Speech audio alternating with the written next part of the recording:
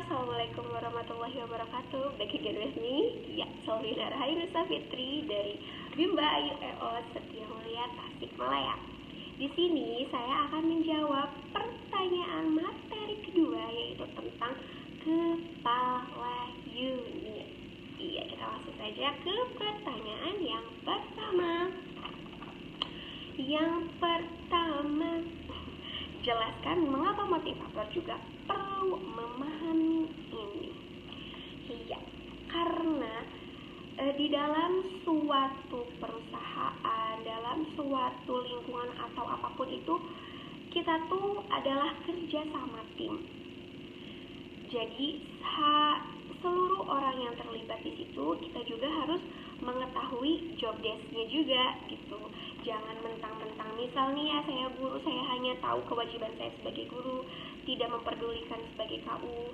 Tidak seperti itu juga, karena kita akan saling berkolaborasi di situ. Dan juga bisa saja nanti tiba-tiba KU dimutasi, dipindahkan. Nah, maka dari itu mungkin nanti kita akan kita akan naik level ke tingkat KU.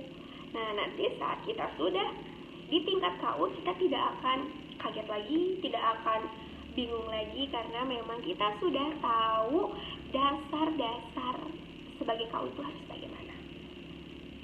Nah, yang kedua adalah apa pengertian kepala unit, mohon maaf. Apa pengertian kepala unit Bimba Ayu EO? Kepala unit Bimba Ayu EO adalah seseorang yang bertanggung jawab atas pelaksanaan penerapan paradigma Bimba lewat metode membimbakan di dalam unit masing-masing. Yang selanjutnya adalah sebutkan tanggung jawab kepala unit. Tanggung jawab kepala unit di sini ada dua.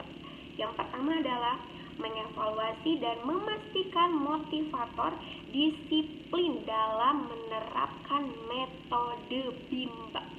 Iya, metode Bimba di sini adalah memunculkan minat belajar dan juga baca anak.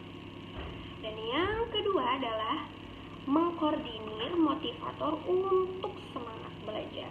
Iya, ini salah satu hal penting, karena namanya juga manusia ya, pasti ada up and down-nya.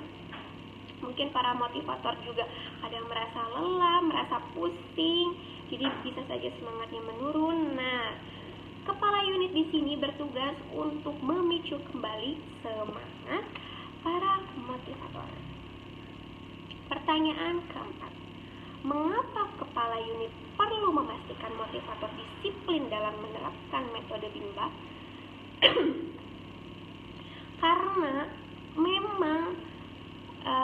Karena memang kita kembali lagi ke pertanyaan sebelumnya, tugas utama KU adalah menjalankan paradigma Bimba. Nah, maka dari situ dalam proses pelaksanaannya, kepala unit juga akan mengadakan controlling. Iya, akan mengadakan controlling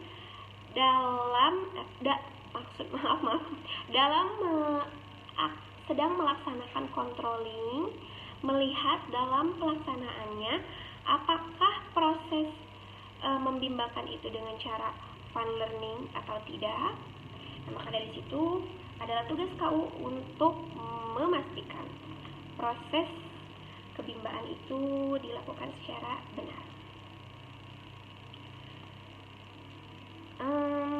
Yang kelima, bagaimana cara KU memastikan motivator sudah disiplin menggunakan metode Bimba? Ya, di sini caranya ada dua, yaitu yang pertama adalah cara afeksi. Afeksi di sini adalah melihat sikap dan juga ekspresi anak. Apakah si anak itu merasa senang, merasa antusias, merasa semangat dalam belajar. Nah, apabila hal-hal tersebut sudah muncul, berarti penerapan metode Bimba itu sudah baik dalam penjalanannya. Dan yang kedua adalah mengevaluasi motivator. Nah, kita kan pasti ada sesi sharing kan bareng sama motivator. Nah, di situ kita bisa tanya-tanya apakah kamu udah nyaman, sudah menikmati dalam proses membimbakan anak. Karena kan memang untuk menumbuhkan minat itu sangat tidak mudah.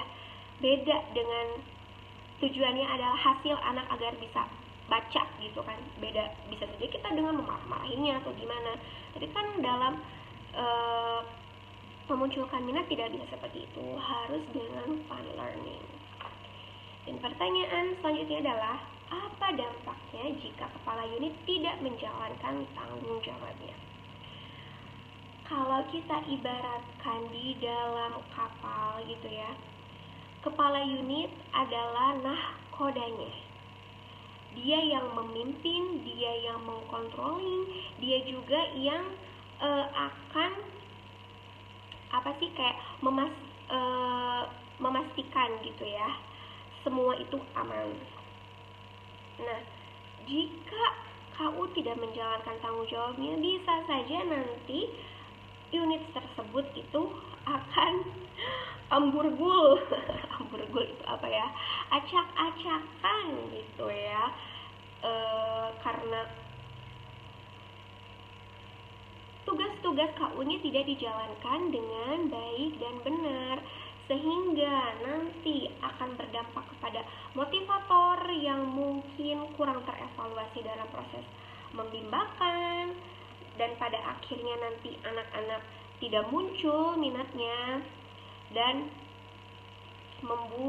mematahkan paradigma bimba kepada orang tua.